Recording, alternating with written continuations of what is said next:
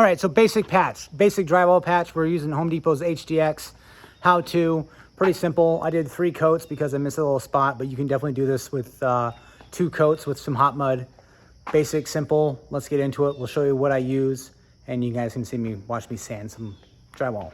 So let's get into it.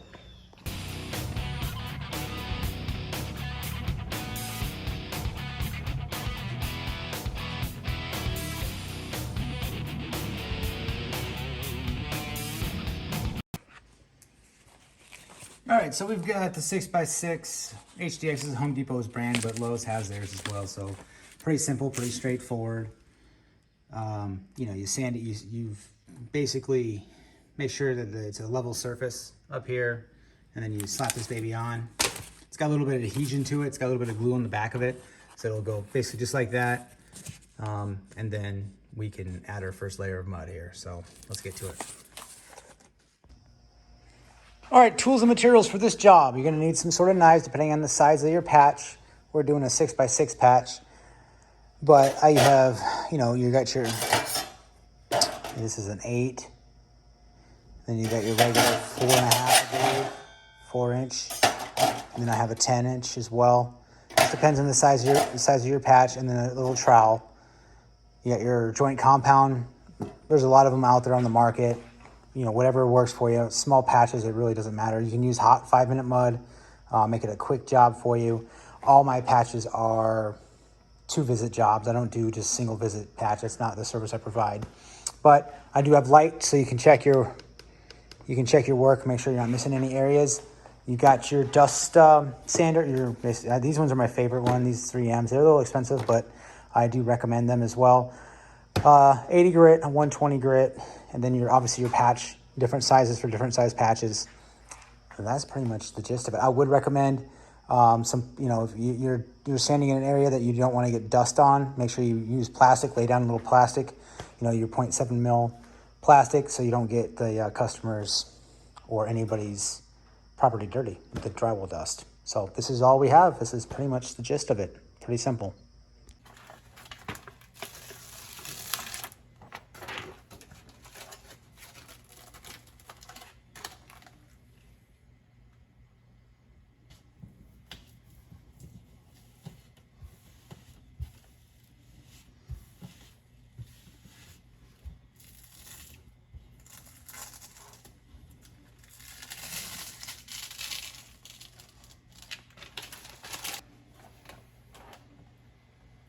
All right, so your first coat should be pretty thick, but you want to blend it in. You want to do like long strokes in the wall just to make sure that you're getting enough.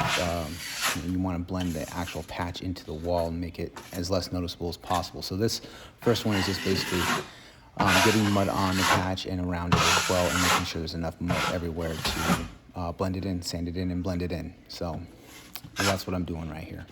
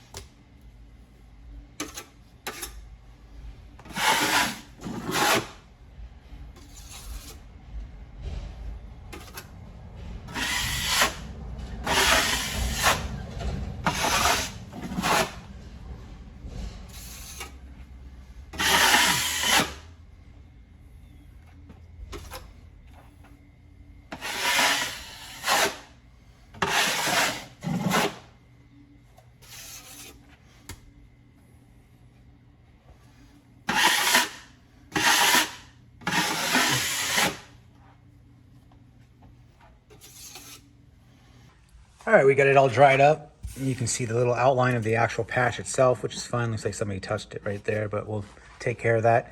You're gonna want yourself an 80 or a 120. I usually start with an 80, go to 120 grit after, just to get down. You can see a little bit of chatter right there. But this is, you know, this is your basic straightforward. We're just gonna knock down all the high points. Get everything taken care of, and then once we do that, we'll do a skim coat and we should be done.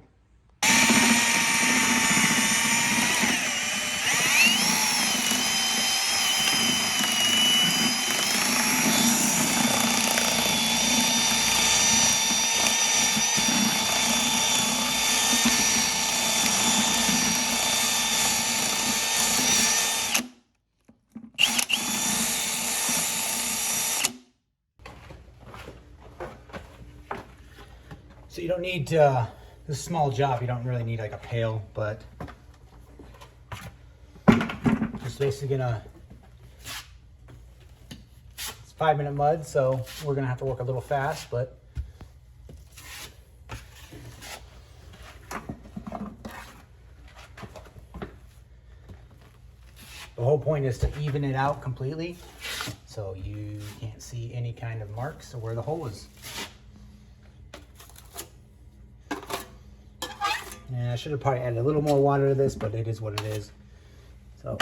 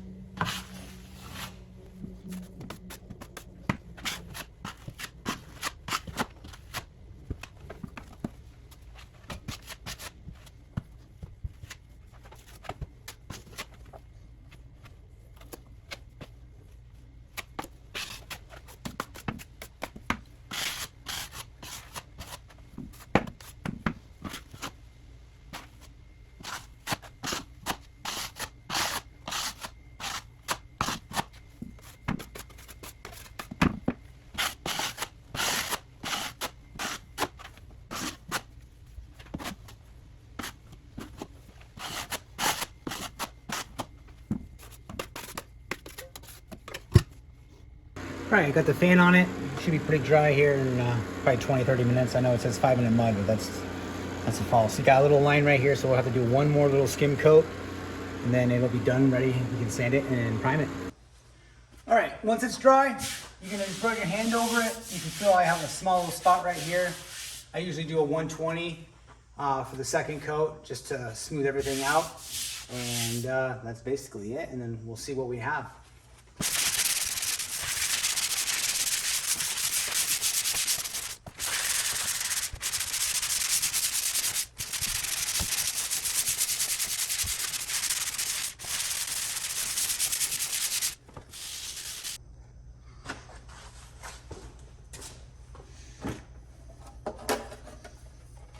All right, so I got some hot mud. My last little skim coat is I always put a little bit of food dye in it. This is blue. That way, if you're doing a lot of areas in a room or something, you can kind of see where the new mud is. That way you know where to sand and to check for other issues as far as cover points. So.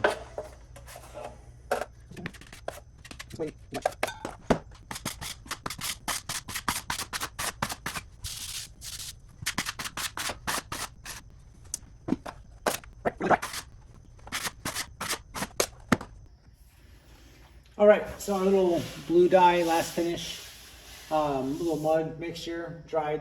So we're just gonna sand this out and we'll be all done. And then you can, prime it, paint it, whatever you need to do for your patch, but we'll leave it at here. So we'll sand this down, and then I would recommend getting a wet sponge and just going over the area and collecting all the extra dust that's actually adhered to the wall that's loose, because you can see you got some on there, so you don't want to prime that in there. On all my patches, I always include the primer, just so I can verify that there's no edges, no anything I missed anyway. So let's get to it.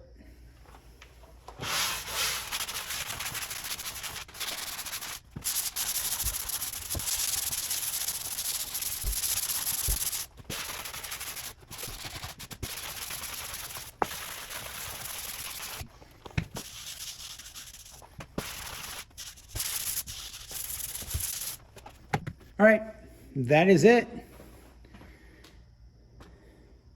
Now, I'll say, go ahead, wipe it down, get all this out of here. You want to get all that off before you prime it. That's your patch. Doesn't have to look pretty now because we're going to prime it and paint it, but it's going to look pretty. Like and subscribe, you guys. I'll see you in the next video. Appreciate it.